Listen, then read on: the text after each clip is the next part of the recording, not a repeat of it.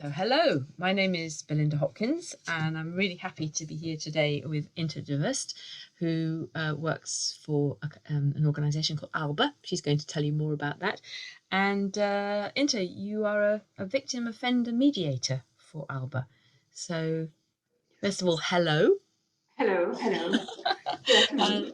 It's good to have this time to find out more about what you do. So would you like to start with telling us a bit about your work and about ALBA? Yes, of course. So I've been working with Alba for a couple of years. Alba is situated in Belgium, in the region of Flanders, close to Brussels and Leuven area. We do work with youngsters. We have different kind of projects within Alba. We work with youngsters who have been in trouble for a while, for example, at home, in school, all those kind of things. And then we can offer them, for example, a couple of weeks away from home, from school, to refine some energy, to be away from their normal environment, and to rethink about some decisions in life. That's one big part of Alba. And the other part is more connected with the justice system. So I'm a victim offender mediator, but we also have colleagues who work with youngsters who have to go and do some learning project about the subject of the crime they committed, or they have to go and work for a couple of hours for free for the community or for some organization to try to repair the harm they did to the community. So that's what all the other colleagues are doing, and what I'm doing with, of course, in my team, is a victim offender mediation between young offenders and victims. So that's Mm. very quickly what Alba does. Mm. We work with youngsters who have trouble, Mm. some problems in some kind of way. Mm. How long do you, when you first start to work with a young person, about how long do you work with them for? It's as a mediator, there are big differences. With some of them, I work a month, 2 months, 3 months, but I also sometimes work with some of them up to 2 years, depending on the mediation process. It's more an exception, the longer ones. Normally, it's between 3 to 6 months in general, but I do have quite a lot of cases that also go over a year, sometimes even over 2 years. When yeah, it was a very severe this trial, what things that happened, things that has to be discussed, and it Mm. sometimes takes some more time, as 6 months. Mm. Yeah. And I guess you would describe the work that you're doing as restorative work. Yes. Yeah. And how do you think the what is the intended outcome of your working with young people in a restorative way? My intended outcome is might be different as the outcome that the justice system Yeah. wants us to have. Yeah. But my one is that my main goal is to explain what mediation is, what it can offer, and that's it. Mm-hmm. That's for me the basis of the basis. And if people just got that information and they're like, no, that's not something for us, then that's okay for me. um, because it's always up to people to decide what they want to do with what happened, with the consequences of what happened. And it's not up to me to just say like, I think it should be okay for you to talk with the victim because you would learn something from it. That's not up to me, and it's absolutely not my goal. Uh, Mm. I guess for a judge or a public prosecutor, they love us to have something on paper in the end, uh, Mm-hmm. in which the people, yeah, agreed on. But that's not my goal. My goal is what do you want, and do you need the other person to reach what you would like to have or would like to become or whatever they want to. Because quite a lot of research on the impact of restorative practice on youth offending, I think on adult offending as well now, but on youth offending, was this concept of recidivism and how a restorative justice intervention could actually impact on the extent to which a young person then commits further crime. So, do you want to tell us something about that? How does the current criminal justice system influence recidivism, which is a word I find quite hard to say? Um, it's not a goal that it for us to avoid recidivism. It's always lovely if after mediation, after process, after what people have been going through, that that specific person does not commit any other crime, because it will affect him or herself, the parents' environment, but also a victim. We don't know at that point who it is yet. Um,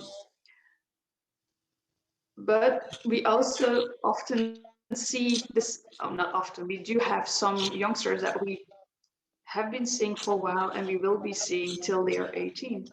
Um, but which can be annoying for us, because it's like, "Oh, that one again, like he didn't learn from the last time," even though it's not yeah, our goal. But it's sometimes a little bit frustrating when you have been talking and with some kid and he said, yeah, I will not ever do it again, and then it happens again. But then every time it's a new victim, it's a new situation, things Exactly, might have changed. exactly. um, and that's the most important thing for us, that we keep on giving chances, that we keep on being open enough and to listen to what happens every single time, even though the story might be similar to the previous one. And if we feel for ourselves, for example, if I have this kid for the third, fourth time, and I'm like, no, I cannot do this anymore because it's going to be the same and it's going to be the same story, then I just pass it on to my colleague who has no history with that person and Yeah, can be open and can be yeah, okay with him. yeah. And that's the And I most think, important yeah, thing. I think that's really speaks to me as well what you said, because I didn't say at the beginning, because this film is about your work, not mine, but I work principally with school staff and in schools, and sometimes teachers will say to me, but we've been seeing this same person again and again, and I'm saying yes, but like you've just said, Inter, it's a different person that's been affected each time. And we could speak to John, let's say John, on a Monday, and then he's back with us on the Tuesday, and he's back with us on the Wednesday, and we say by Thursday come on.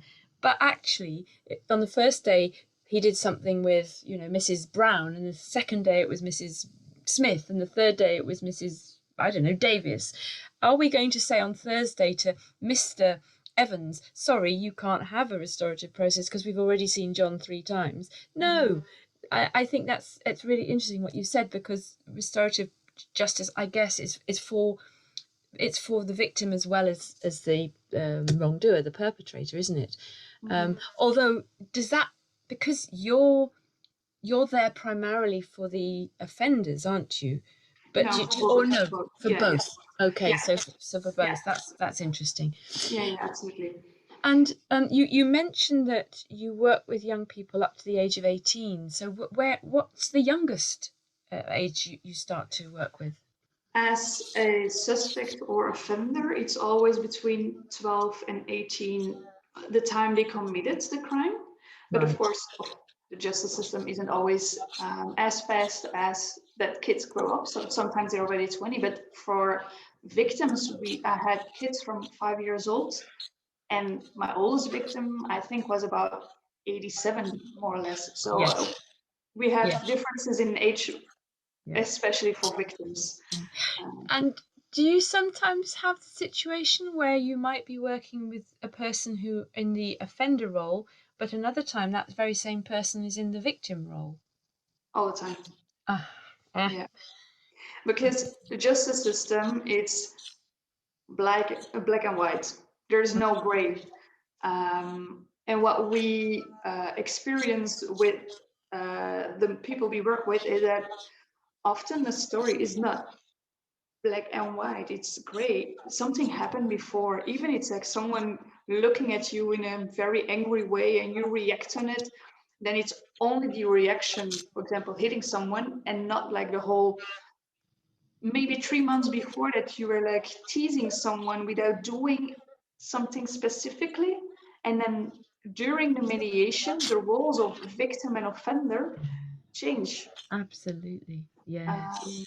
and then they change again and they change again. So it's very often it's not like one clear story in which that one person had done everything wrong and the other one was the good angel. Mostly it's not that the It's good like that. case. It's No. so like that in schools as well. It's like the restorative encounter actually calls on everyone to have to be accountable. I mean, it's rarely just one person, isn't Mhm. it? And yeah, very interesting. So, what is the differences between, because you work with minors and in youth justice, but what are the differences between the system, the penal system that involve minors and adults? Are you able to tell us something about that? And why are the differences so important? Yeah.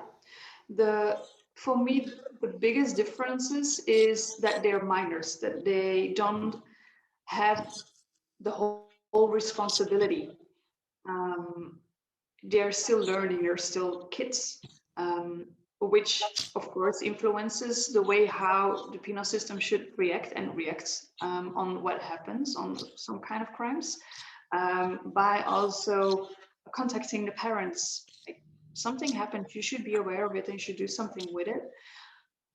Making sure that for every occasion there is a lawyer who is there or on standby or at least aware of what is happening, that it's during an like when they have to go to talk to the police, but also during mediation they have the right to talk to a lawyer before anything. They can, or they take a lawyer with them just to make sure that all of their rights are respected. um, Another very important thing for me is that if a youngster has to go to the juvenile court, then a judge will look at what happened, the crime itself, but will also take into account the situation. What is happening at home? What is happening in school?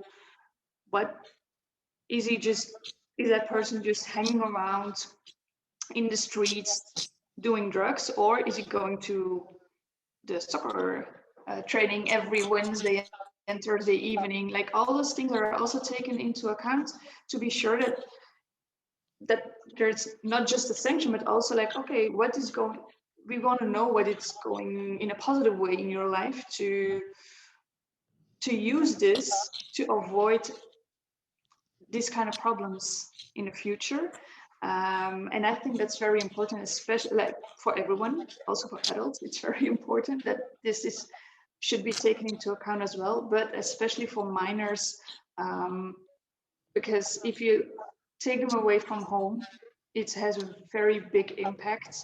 They cannot go to school. They cannot be with their friends and family. And for kids, it's a huge difference in their life to be taken away for, even though it's a week. The impact on them is very, very big.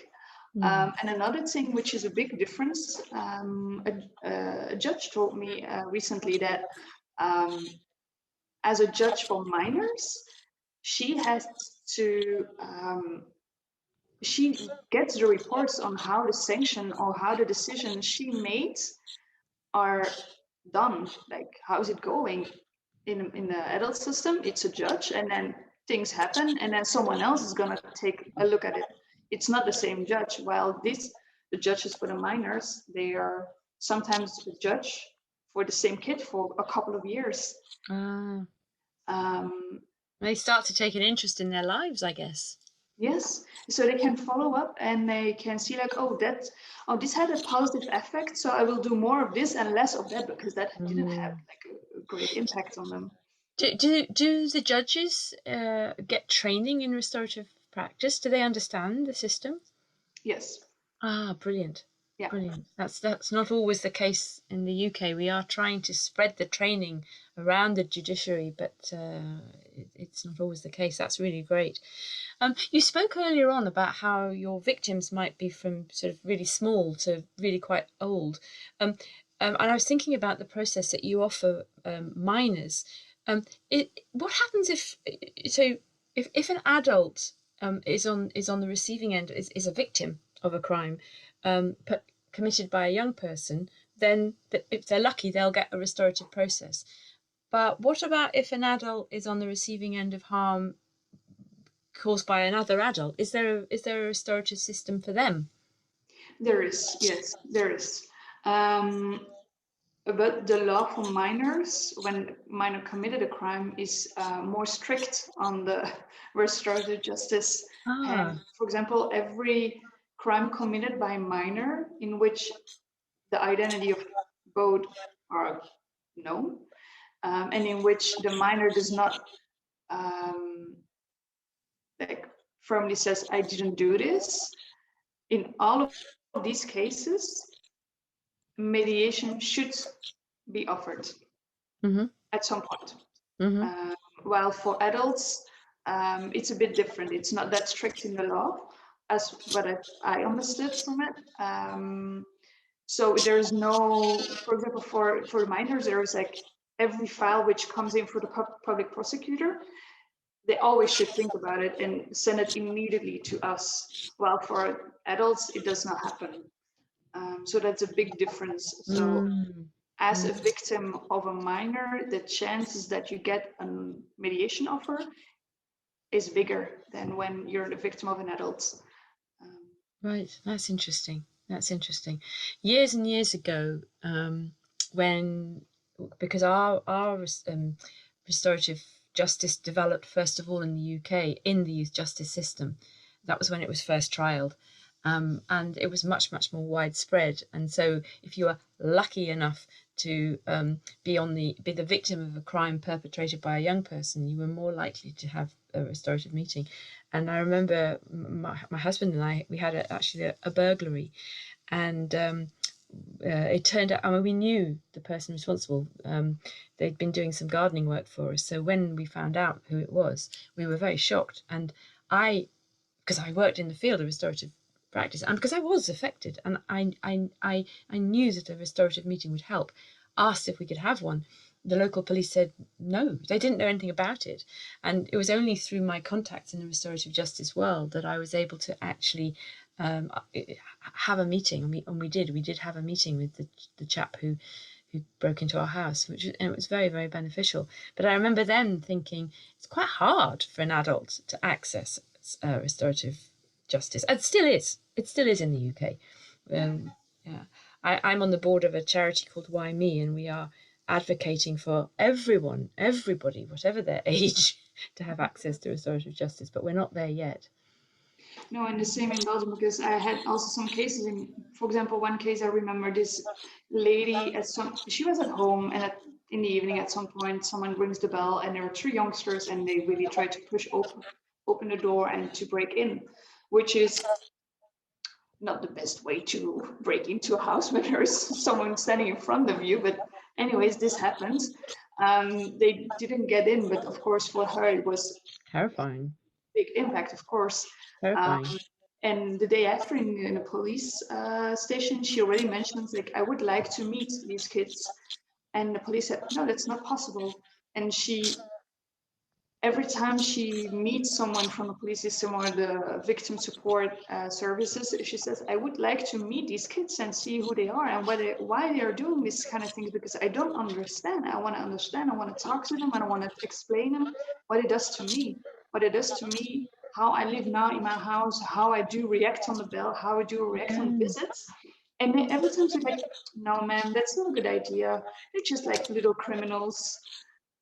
And at some point, yeah, of course it takes time. More, I think it was more than 2 years after what happens, she she told me, like, can I finally meet him? And I was like, yeah, if they agree, then of course. And she was like, why couldn't I meet him before? And I was like, I don't know, people just aren't always aware of the fact that it might be important for the person to Yeah. meet the Yeah. person who committed the crime. Absolutely. And she was so Absolutely. relieved that she could finally meet them. So we're like, finally, I can meet those three kids and tell them, like, how they affected me in my life. I think maybe not in your work, but a lot of criminal justice personnel, because of their background and their training, may be thinking more about the person who's committed the crime, and not so much about the victim's needs. And that's one of the wonderful things that restorative justice can offer, isn't it? That opportunity for the victim to be heard and be acknowledged. Yeah. We're pretty much out of time now, but I wanted to say thank you very much indeed for all your explanation of what you do, and answers to my questions. Is there one? May I end on one question? What is the thing you most enjoy about your work? The fact that people can express what they feel, and that I have the opportunity to work with it. Instead of people telling them what to do or what to say, they can express their feeling, their thoughts, and it's up to them. And I'm just there to help them, and to be there and to see what I can do for them, and to try to find a way to live with what happened and to process what happened. So I think it's an enormous, um, yeah, I don't know Privilege, how isn't to. it? It's kind of like a privilege, is it? Yeah, exactly. That, Yeah. yeah, absolutely. Yeah, that's the word that comes to mind about my work as well. It's just a huge privilege to be able to Mhm. offer that to people. So, Yeah, well, absolutely. thank you so much for your Thank time. you.